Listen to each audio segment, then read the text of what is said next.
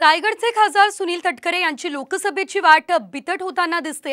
तर भाजपा देखील शिंदे गटाच्या स्थानिक नेत्यांनी देखील तटकरेंना विरोध केलेला आहे। तर रायगड लोकसभेच्या मैदानात सुनील तटकरे विरोधकांची तटबंदी आता कशी भेदतात हे बघूयात या रिपोर्टमध्ये। रायगडमध्ये खासदार सुनील तटकरे यांची कोंडी। भाजपसह शिंदे गटालाही हवी आहे रायगड लोकसभा। सुनील तटकरे विरोधकांची तटबंदी कशी भेदणार? अजित पवार यांनी रायगडमध्ये आपलाच उमेदवार लोकसभा लढवणार ही घोषणा केली, पण अजित पवार यांच्या घोषणेला शिंदे गटातील स्थानिक नेत्यांनी आव्हान दिलं। त्यामुळे पुन्हा एकदा सुनील तटकरे यांच्या अडचणींमध्ये वाढ झाली आहे। रायगडमध्ये भाजपाचे 3 आमदार असताना अजित पवार गटाला जागा का द्यावी असा सवाल शिंदे गटाचे स्थानिक नेते राजीव ढोबळे यांनी केला। आणि आमचा हक्क आहे ना, 3 आमदार असताना आम्ही का सीट सोडावी सांगा ना तुम्ही। की जर एक आमदार असताना जर हे मागतायत, भाजपवाले मागतात, एक आमदार असताना राष्ट्रवादीवाले मागतात, आमचे 3 आमदार असताना आम्ही का सीट सोडावी?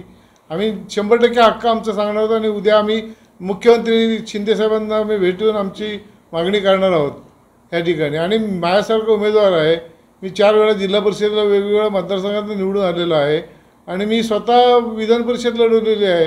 पराभव जरी झाला असला तर जनसंपर्क आमचा आहे ना तेवढा।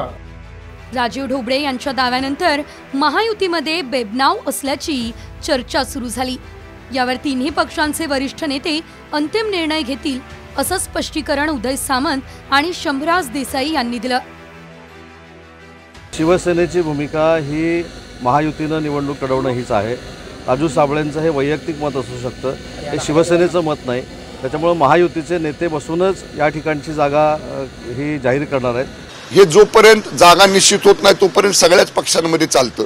याचा अर्थ असं नाही की वादविवाद आहेत। मी एकच सांगेन आपल्याला, कालही मी सांगितलं की आम्ही आग्रह धरू, आम्ही आमची बाजू भक्कमपणानं मांडू, पण शेवटी आमचे हे 3 प्रमुख नेते जे आहेत, माननीय शिंदे साहेब, फडणवीस साहेब आणि माननीय दादा, हे 3 जण ज्या काही जागा ठरवतील आणि जे काही उमेदवार ठरवतील त्याप्रमाणे आम्ही सगळेजण हातात हात घालून माननीय मोदी साहेबांना पंतप्रधान करण्यासाठी महाराष्ट्रातून 45 खासदार विजय करण्यासाठी आम्ही हातात हात घालून काम करू। अजित पवार गटाकडून सुनील तटकरे यांना रायगड लोकसभेची उमेदवारी मिळणार असं जवळपास निश्चित झालंय। पण सुनील तटकरेंना विजयासाठी कडवी झुंज द्यावी लागणार आहे। रायगडच्या लोकसभेची जागा भाजपकडे यावी म्हणून स्थानिक नेते धैर्यशील पाटील हे तटकरेंच्या विरोधात आहे। तर ठाकरे गटाकडून माजी खासदार अनंत गीते यांना सुनील तटकरेंविरोधात संधी दिली जाणार आहे।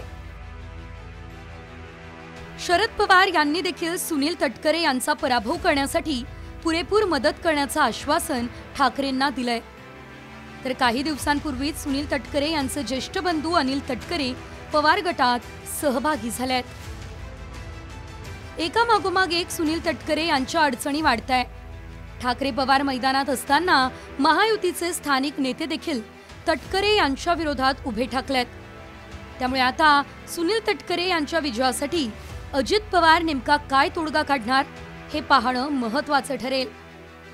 सचिन कदम, साम टीव्ही न्यूज, रायगड।